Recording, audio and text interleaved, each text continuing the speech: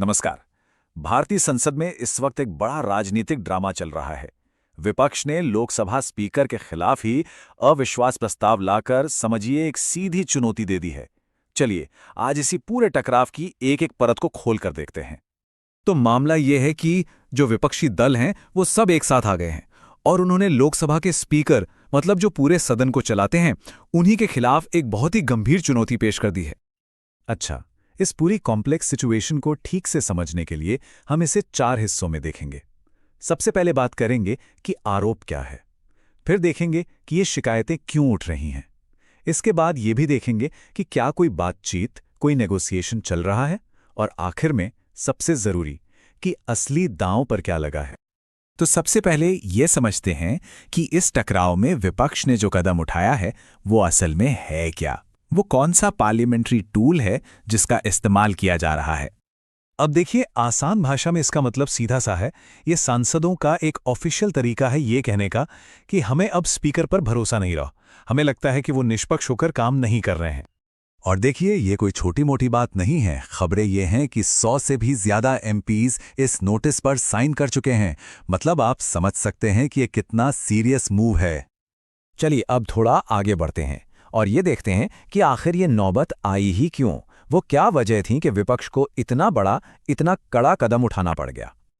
देखिए, विपक्ष के पास शिकायतों की एक पूरी लिस्ट है। उनका कहना है कि विपक्ष के नेता को बोलने नहीं दिया जाता, उनके 8 एमपीज को सस्पेंड कर दिया गया, यहां तक कि महिला सांसदों पर भी आरोप लगाए गए। कुल मिलाकर इन सबका सार एक ही है कि स्पीकर का रवैया पक्षपात वाला है, वो न्यूट्रल नहीं है। और विपक्ष की फ्रस्ट्रेशन का अंदाजा आप केसी वेणुगोपाल के इस एक बयान से लगा सकते हैं।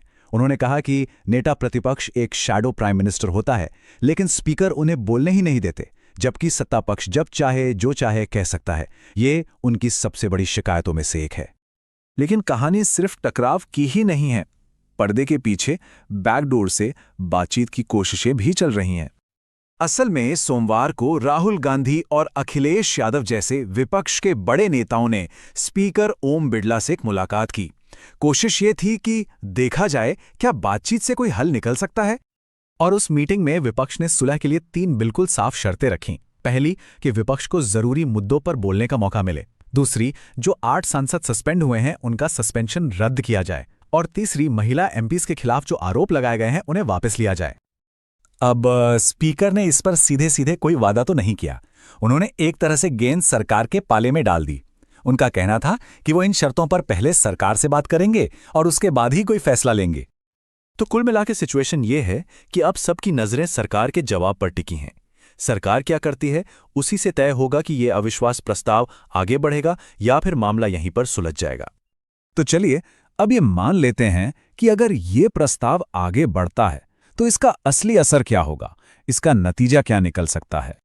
देखिए, इसमें सबसे पहली और सबसे सीधी बात है संसद का नंबर गेम। सत्ताधारी पार्टी के पास इतना बड़ा बहुमत है कि वो इस प्रस्ताव को बहुत आसानी से गिरा सकते हैं। स्पीकर की कुर्सी को असल में कोई खतरा है ही नहीं। और अगर हम इतिहास उठाकर देखें तो वो भी यही कहानी बताता है। इससे पहले भी 3 बार स्पीकर्स के खिलाफ ऐसे प्रस्ताव लाए जा चुके हैं, लेकिन आज तक एक बार भी ये पास नहीं हो पाया। तो सवाल उठता है कि अगर विपक्ष को पता है कि वो नंबर गेम में जीत नहीं सकते, तो फिर ये सब हो क्यों रहा है। असल में इसका असली मकसद गिनती का खेल जीतना है ही नहीं। असली मकसद है एक बड़ा राजनीतिक संदेश देना। तो इसका असली लक्ष्य शायद स्पीकर को हटाना है ही नहीं, बल्कि सदन के रिकॉर्ड पर यह बात लाना है कि स्पीकर के काम में निष्पक्षता की कमी देखी जा रही है। ये एक तरह से इतिहास में अपनी असहमति दर्ज कराने की कोशिश है। और इसका असली असर स्पीकर की कुर्सी की निष्पक्षता पर सवाल उठाना है, जो किसी भी डेमोक्रेसी के लिए बहुत बड़ी बात होती है। तो ये पूरा मामला हमें एक बड़े सवाल के साथ छोड़ जाता है।